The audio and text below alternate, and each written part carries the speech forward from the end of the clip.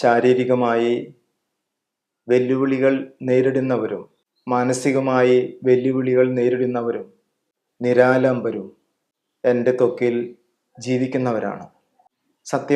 സത്യമായി ഞാൻ നിങ്ങളോട് പറയുന്നു, ഈ എളിയവരിൽ ഒരുവനെ നിങ്ങൾ ഇത് ചെയ്തു കൊടുത്തപ്പോൾ എനിക്ക് തന്നെയാണ് ചെയ്തു തന്നത് എന്ന യേശുവിൻ്റെ വചനം സ്വന്തമാക്കിക്കൊണ്ട് ചങ്ങനാശ്ശേരി രൂപതയിലെ അരുവിക്കുഴി പള്ളിക്കത്തോട് ലൂർദ് ഭവനിലെ വിശേഷങ്ങളുമായി നിത്യസാന്ത്വനത്തിൻ്റെ 2ാം ഭാഗത്തിലേക്ക് ഏവർക്കും സ്വാഗതം.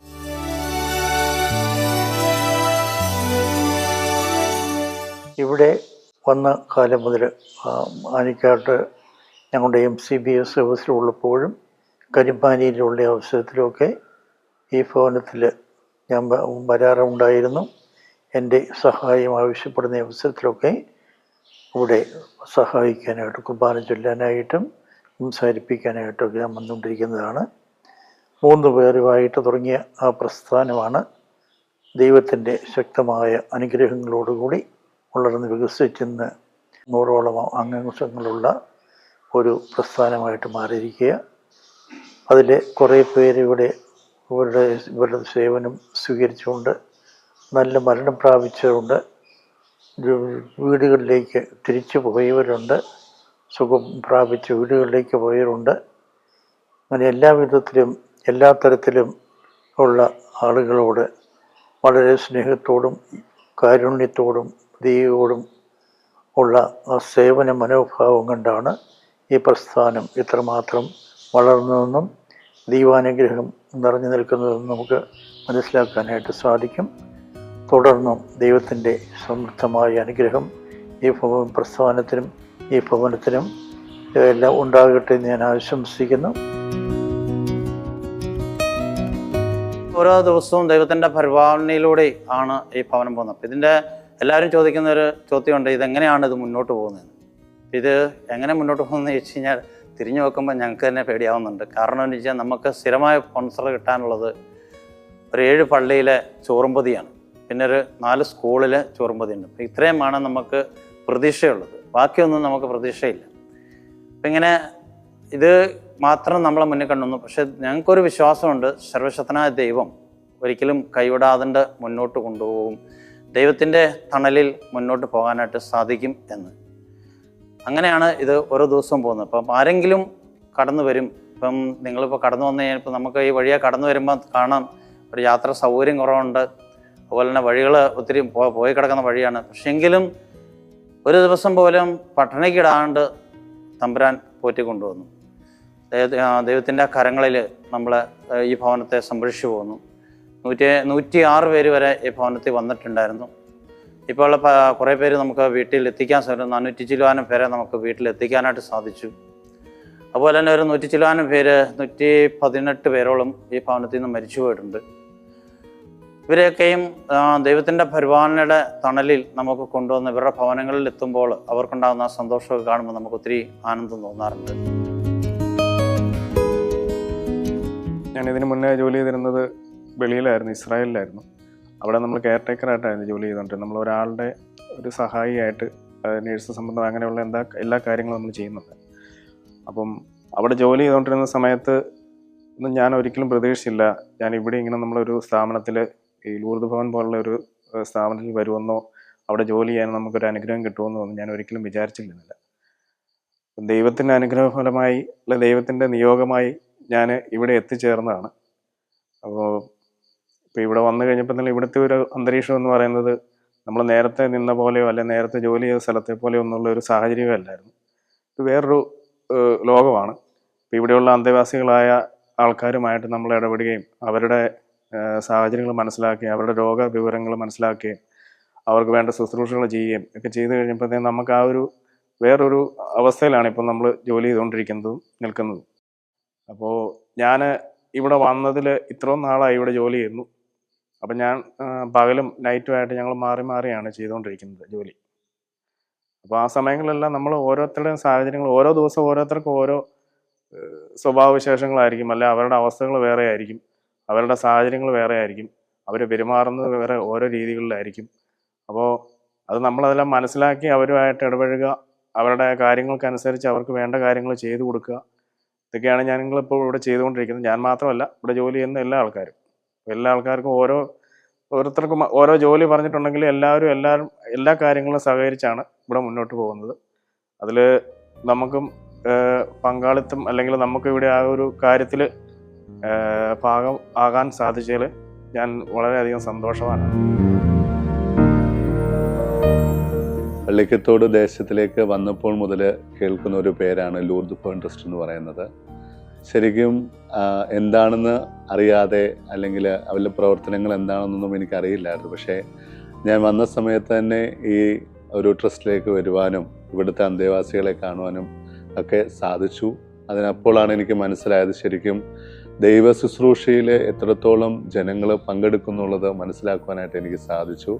പ്രത്യേകിച്ച് ഇവിടെ വന്ന് അന്തേവാസികളോടൊപ്പം സമയം ചെലവഴിക്കാനും അതുപോലെ തന്നെ അവരുടെ ഒത്ത് പല കാര്യങ്ങളിൽ ഇടപെടുവാനും സാധിച്ചതിൽ ഒത്തിരി സന്തോഷമുണ്ട്.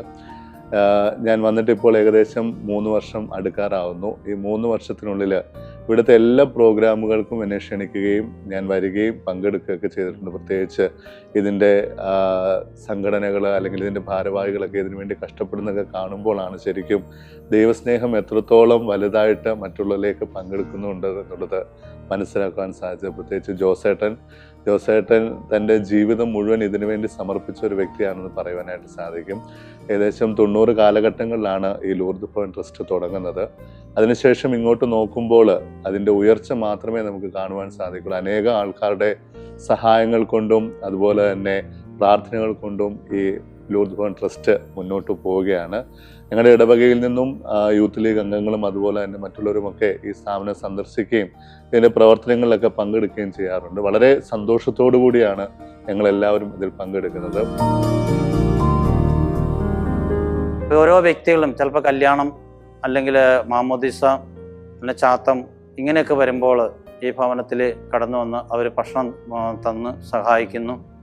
കഴിഞ്ഞ ഇടയ്ക്ക് ഒരു കല്യാണം ഇവിടെ വെച്ച് അരീക്കുഴി പള്ളിയിൽ കുദാശ കഴിഞ്ഞ് അവരിവിടെ വന്ന് ഈ മക്കളോടൊത്ത് അവരുടെ വിരുന്ന് നടത്തുകയൊക്കെ ചെയ്തു. അവരുടെ വിരുന്നുകാരെല്ലാം ഇങ്ങോട്ട് വിളിച്ചു.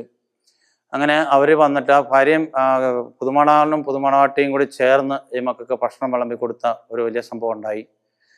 അതുപോലെ തന്നെ ഇവിടെ ശുശ്രൂഷ ചെയ്യുന്നവർ കുടുംബസമേതം ശുശ്രൂഷ ചെയ്യുന്നവരുണ്ട്. ഭാര്യയും മക്കളും ഭർത്താവ് എല്ലാവരും കൂടി ചെയ്യുന്നവരുണ്ട്. പിന്നെ 8 പേരാണ് ഇവിടെ ശുശ്രൂഷ ചെയ്യുന്നത്. അവരെയൊക്കെയും ദൈവത്തിൻ്റെ ആ പരിപാലനയിലൂടെ കുറവില്ലാണ്ട് അവർക്ക് കൊടുക്കേണ്ട വേതനങ്ങൾ കൊടുക്കാനൊക്കെ ഇതുവരെയും സാധിച്ചിട്ടുണ്ട്. എങ്കിലും വളരെ ഇപ്പോഴത്തെ കാലഘട്ടത്തിൽ വളരെ ബുദ്ധിമുട്ടുകൾ അനുഭവിക്കുന്നുണ്ട്. എൻ്റെ പേര് റോയി ജോസഫ്. എൻ്റെ വീട്ടുപേര് കല്ലുന്തലയ്ക്കൽ. തൊടുപുഴ വണ്ണപ്പുറം എന്ന സ്ഥലത്താണ് എൻ്റെ വീട്. ഇവിടെ 2 വർഷമായിട്ട് ഈ സ്ഥാപനത്തിൽ ശുശ്രൂഷ ചെയ്യുന്നു. ഞാനും വൈഫും മക്കളും ഉണ്ട്. ഞങ്ങൾ കിച്ചണിലാണ് വർക്ക് ചെയ്യുന്നത്. ഇവിടെ മക്കൾക്ക് ഇഷ്ടപ്പെട്ട ഫുഡ് ഉണ്ടാക്കി കൊടുക്കുക എന്നാണ് ഞങ്ങളുടെ ശരിക്കും പറഞ്ഞ ഉത്തരവാദിത്വം. പക്ഷേ ആ ഉത്തരവാദിത്വം അല്ല നമ്മളവരെ എല്ലാ കാര്യത്തിലും നമ്മുടെ കിച്ചൺ വിട്ട് ബാക്കി എന്ത് സഹായം വേണമെന്ന് പറഞ്ഞാലും ഞങ്ങൾ 2 പേരും ഇവർക്ക് ചെയ്തു കൊടുക്കാറുണ്ട്. ഇവിടെ എല്ലാ ശുശ്രൂഷയും അതുപോലെ തന്നെയാണ് പോകുന്നത്.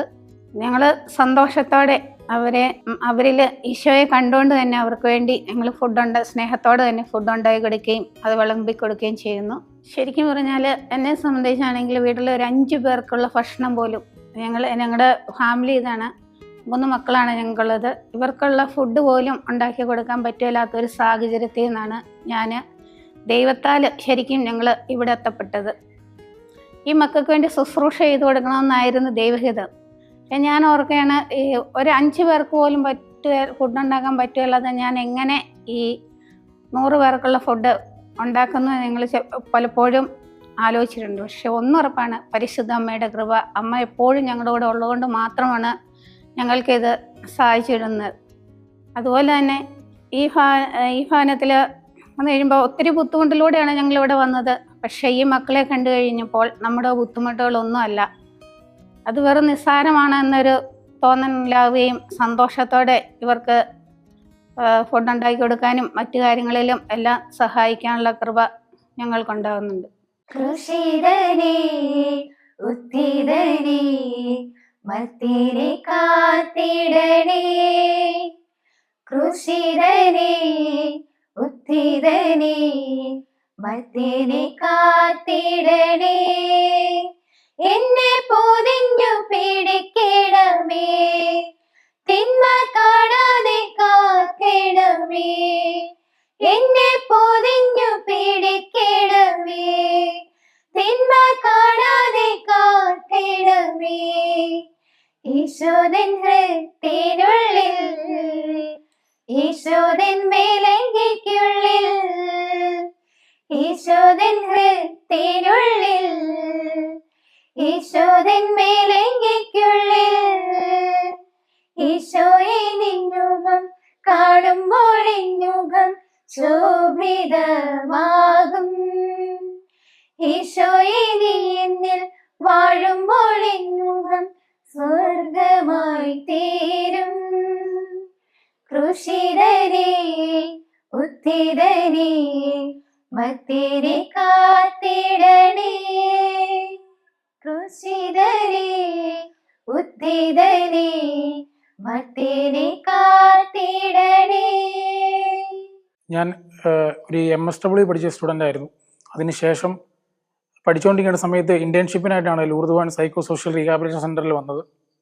ഒരു മാസക്കാലം ഈ ഇവിടുത്തെ ലൂർദ് ഭവൻ മക്കളോടൊപ്പം അവർക്ക് വേണ്ടി ശുശ്രൂഷ ചെയ്യുകയും അതിനുശേഷം ഒരു വേക്കൻസി വന്നപ്പോൾ സോഷ്യൽ വർക്കറായിട്ട് ഇവിടെ കയറുകയായിരുന്നു.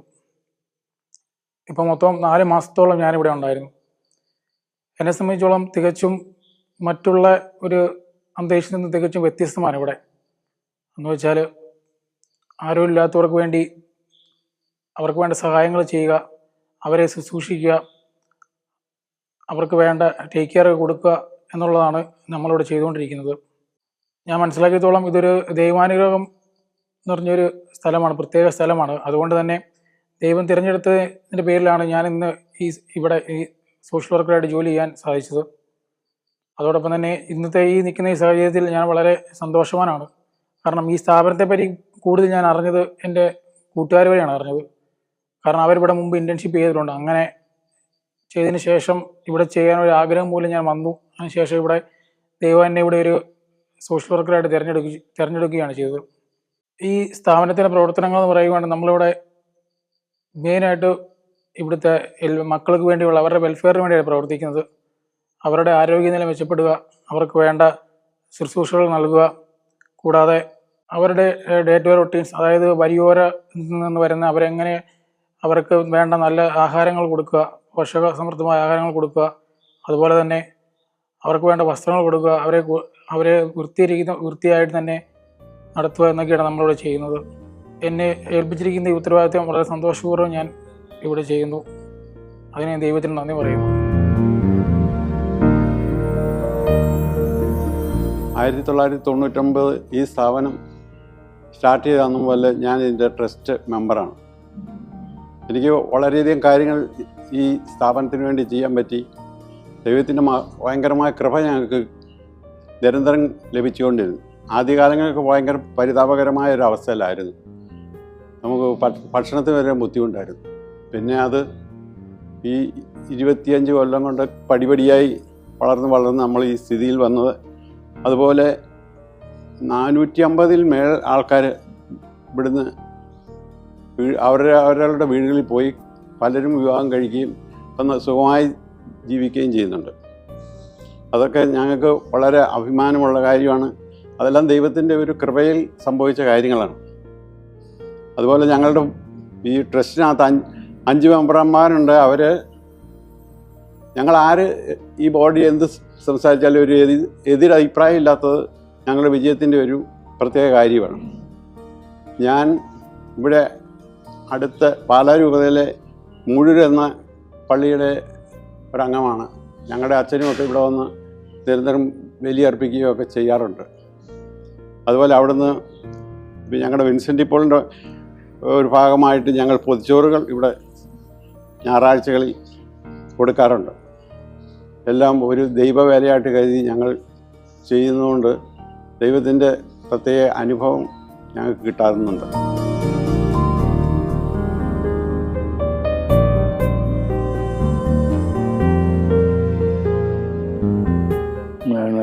ലോട്ടറിയുടെ ബിസിനസ്സൊക്കെ ആയിരുന്നു. അടുത്ത് കൈയൊന്ന് ഒടിഞ്ഞു, കൈ ഒടിഞ്ഞു വയ്യാതെ വന്നു. ഹോസ്പിറ്റലൊക്കെ ആയിരുന്നു. അത് കഴിഞ്ഞ് ആരും നോക്കാനില്ലാതെ വന്നു. ഭാര്യയും മക്കളൊക്കെ അവരുടെ വീട്ടിൽ പോയിരിക്കുകയായിരുന്നു. അവരെ പോയിട്ട് കുറേ കാലങ്ങളായി. ലോട്ടറി വിറ്റുകൊണ്ടിരുന്ന ഇടയ്ക്ക് തടസ്സം വന്നു, വയ്യാതെ തളർന്നു വീണു. അടുത്തുള്ള പഞ്ചായത്ത് മെമ്പറും കുറച്ച് അയൽവാസികളും എല്ലാം കൂടെ പോലീസുകാരുടെ കൂടെ പറഞ്ഞു വിട്ടു. അന്ന് അവരെ വേറൊരു ഹോസ്പിറ്റലിൽ കൊണ്ടുപോയി ചികിത്സിച്ചുകൊണ്ടിരിക്കുകയായിരുന്നു. അപ്പം ആഹാരത്തിൻ്റെ പ്രശ്നം കാരണമൊക്കെ അവിടുന്ന് ഇറങ്ങി പോരേണ്ടി വന്നു. ഒത്തിരി സ്ഥലത്ത് അലഞ്ഞു വരുന്ന കാണുന്നിട്ട് അവസാനം കലച്ചാൽ പോലീസുകാരാണ് ഇവിടെ കൊണ്ടുവന്ന് ഇവിടെ ആക്കിയത്.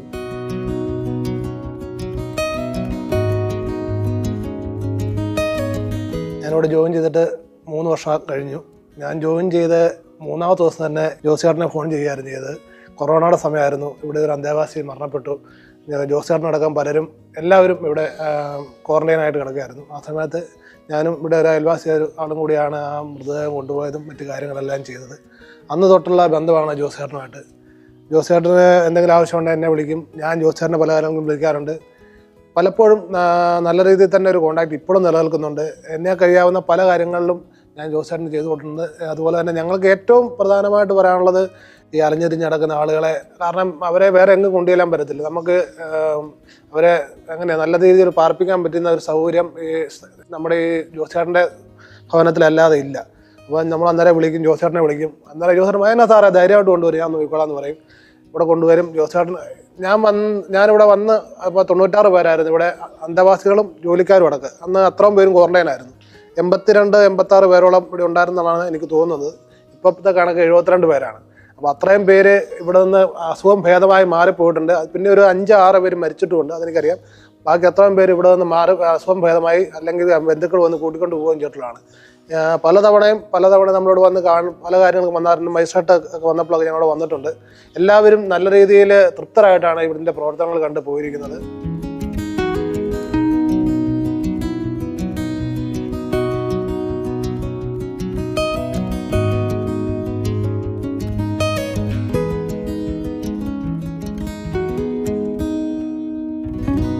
ഞാൻ 14 വർഷമായി ഈ ഭവനവുമായി ബന്ധപ്പെട്ട് കഴിയുന്നു. അപ്പം എൻ്റെ ഒരു അനുഭവത്തിൽ കൂടെയാണ് ഞാനിവിടെ കൂടുതൽ അടുക്കാൻ കാരണം. എനിക്കറിയാമായിരുന്നു, 17 വർഷമായിട്ട് ഭവനത്തെ അറിയാം. പക്ഷേ 14 വർഷം മുമ്പ് എൻ്റെ മകന് സേലത്ത് വെച്ചിട്ട് ഒരു വലിയ ആക്സിഡൻ്റ് ഉണ്ടായി. ആക്സിഡൻ്റ് എന്ന് പറഞ്ഞാൽ അവൻ്റെ ഡെത്ത് വരെ കൺഫേം ചെയ്തു. ബോഡി വീട്ടിലേക്ക് കൊണ്ടുപോവുക എന്ന് പറഞ്ഞ് ഡോക്ടേഴ്സ് വിധി എഴുതി. ഇനി ഒരു ചെറിയ ജീവൻ ഈശോ ബാക്കി വെച്ചിട്ടുണ്ടായിരുന്നു. അതിൽ നിന്ന് അവൻ രക്ഷ പ്രാപിച്ചു. ഇന്നിപ്പം അവന് കല്യാണം കഴിച്ചു, 2 കുട്ടികളുണ്ട്.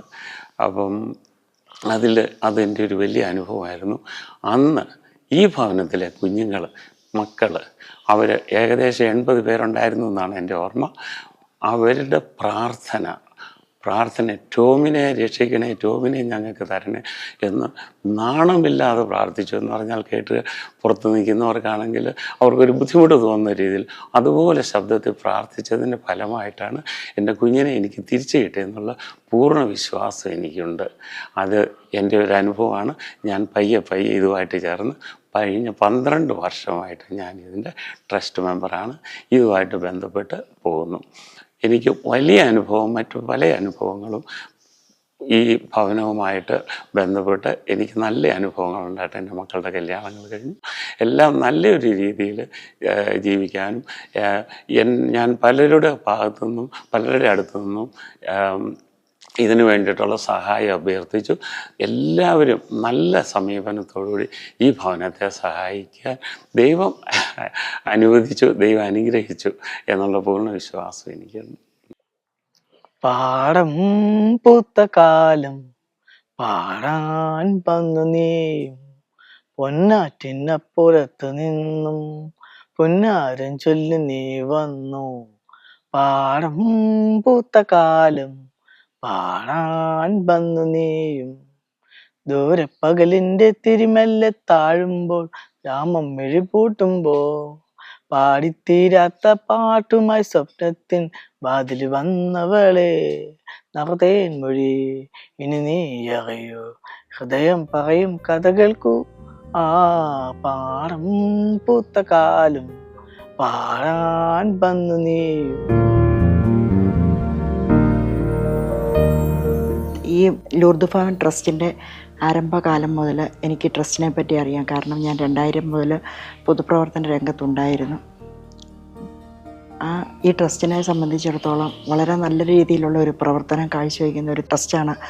അശരണരായ ധാരാളം ആൾക്കാർക്ക് സഹായം എത്തിച്ചു കൊടുക്കുകയും അതോടൊപ്പം തന്നെ സേവന രംഗത്തും പ്രവർത്തിക്കുന്ന ഒരു ട്രസ്റ്റാണ്. ഞങ്ങളുടെ ബ്ലോക്ക് പഞ്ചായത്തിൻ്റെ കീഴിലുള്ള പാമ്പാടി താലൂക്ക് ഗവൺമെൻറ് ഹോസ്പിറ്റലിൽ വൈകുന്നേരത്തെ ഭക്ഷണം, വൈകിട്ടത്തെ അത്താഴം കൂട്ടിരിപ്പുകാർക്കും രോഗികൾക്കുമായിട്ട് ഈ ട്രസ്റ്റിൽ നിന്നാണ് നൽകുന്നത്. അതോടൊപ്പം തന്നെ ഡയാലിസിസ് കിറ്റ്, നിർധരരായ രോഗികൾക്ക് ഡയാലിസിസ് കിറ്റ് വിതരണം ഇവിടെ നടത്തുന്നുണ്ട്. അതോടൊപ്പം തന്നെ കൗൺസിലിങ്, അത് ധാരാളം ആൾക്കാർക്ക് പ്രയോജനപ്രദമാണ്.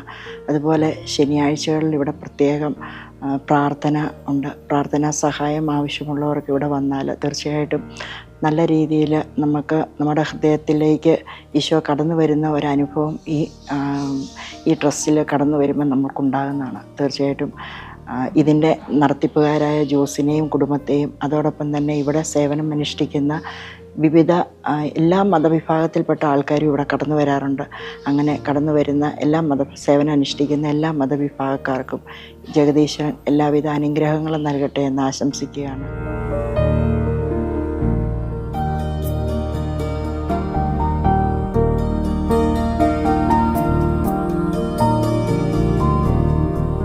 ആദ്യം മാനസിക രോഗികളെ മാത്രം ശുശ്രൂഷിക്കുന്ന ഒരു ശുശ്രൂഷയായി ആരംഭിച്ചെങ്കിൽ ഇന്ന് അതിനുമപ്പുറമായി അനേകം മേഖലകളിലേക്ക് ഈ ശുശ്രൂഷ വളർന്നു കഴിഞ്ഞു. മാനസിക രോഗി പരിചരണം മാത്രമല്ല, മറ്റ് മാനസിക വ്യഥകളാൽ ബുദ്ധിമുട്ടുന്നവർക്ക്, പുറമേ നിന്നുള്ളവർക്ക് പോലും കൗൺസിലിംഗ് ശുശ്രൂഷ, അതുപോലെ തന്നെ പല സ്ഥാപനങ്ങളിലും പൊതുജനങ്ങളുടെ താല്പര്യാർത്ഥം പാവപ്പെട്ട ആളുകൾക്കും രോഗികൾക്കുമായി ഭക്ഷണ വിതരണം, ഇപ്പോൾ പാമ്പാടി താലൂക്ക് ആശുപത്രിയിൽ നടന്നുകൊണ്ടിരിക്കുന്ന ഭക്ഷണ വിതരണം അതിന് ഒരു ഉദാഹരണമാണ്. ഇതിനെല്ലാം കാരണമായി നിൽക്കുന്നത് ദൈവത്തിലുള്ള ആശ്രയബോധമാണ്. ലൂക്കാസ് സുവിശേഷത്തിൽ നമ്മൾ ഇങ്ങനെ വായിക്കുന്നുണ്ട്, നിങ്ങൾ ആദ്യം അവിടുത്തെ രാജ്യവും നീതിയും അന്വേഷിക്കുക, മറ്റുള്ളവയെല്ലാം അതോടൊപ്പം നിങ്ങൾക്ക് കൂട്ടിച്ചേർക്കപ്പെടും. വിജാതീയരാണ് ഇവയെല്ലാം അന്വേഷിക്കുന്നത്, നിങ്ങൾക്കിവയെല്ലാം ആവശ്യമാണെന്ന് നിങ്ങളുടെ സ്വർഗീയ പിതാവ് അറിയുന്നു. വയലിലെ ലില്ലികളെ നോക്കുവിൻ, അവ വിതയ്ക്കുന്നില്ല, കൊയ്യുന്നില്ല, എങ്കിലും ഭൂമിയിലുള്ള മറ്റൊന്നും അവയെപ്പോലെ ഇത്രമേൽ അലങ്കൃതമായിട്ടില്ല. അതുപോലെ നാൾക്കുനാൾ ഉയർന്നു വരുന്ന ദൈവിക പരിപാലനയുടെ ഒരു ദൃശ്യമാണ് നമുക്ക് ലൂർദ് ഭവനിൽ കാണാൻ സാധിക്കുന്നത്. ഞാൻ പലപ്പോഴും ആലോചിച്ചിട്ടുണ്ട്, എന്താണ് ഇവിടെയുള്ള ശുശ്രൂഷകരെയും പ്രത്യേകിച്ച് ജോസേട്ടനെയും ഇങ്ങനെ ഒരു വളരെ ബുദ്ധിമുട്ടേറിയ ഒരു ശുശ്രൂഷയിൽ പിടിച്ചു നിർത്താൻ അവരെ പ്രേരകമായിരിക്കുന്ന ഘടകം എന്താണെന്ന് ഞാൻ പലപ്പോഴും ആലോചിച്ചിട്ടുണ്ട്. എനിക്കതിന് കിട്ടിയിരിക്കുന്ന ഒരു ഉത്തരം പ്രത്യാശ എന്നത് മാത്രമാണ്. പൗലോസ്ലിഹ ഇങ്ങനെ പറയുന്നുണ്ട്, പ്രത്യാശ നമ്മെ നിരാശരാക്കുന്നില്ല. പ്രത്യാശ എന്നത് നിത്യജീവനുണ്ട് എന്നതും മരണത്തിന് ശേഷം ഒരു ജീവിതമുണ്ട് എന്നുള്ള അടിയുറച്ചതായ വിശ്വാസമാണ്. പൗലോസ്ലിഹ 1 കോറിന്തോസ് 15-19 ഇങ്ങനെ പറയും, ഈ ലോകത്തിനു വേണ്ടി മാത്രം യേശു ക്രിസ്തുവിൽ വിശ്വാസം അർപ്പിച്ചിട്ടുള്ളവരാണ് നിങ്ങളെങ്കിൽ നിങ്ങൾ മറ്റെല്ലാ മനുഷ്യരെയുംകാൾ നിർഭാഗ്യവാന്മാരാണ്.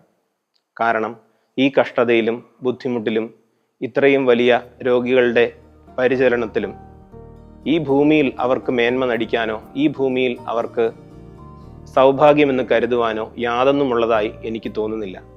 എന്നാൽ അവരെ കാത്തിരിക്കുന്ന നിത്യതയുടെ ഒരു പ്രതിഫലം മാത്രം പ്രതീക്ഷിച്ചാണ് അവർ ഈ ശുശ്രൂഷകളിൽ ഏർപ്പെടുന്നത്.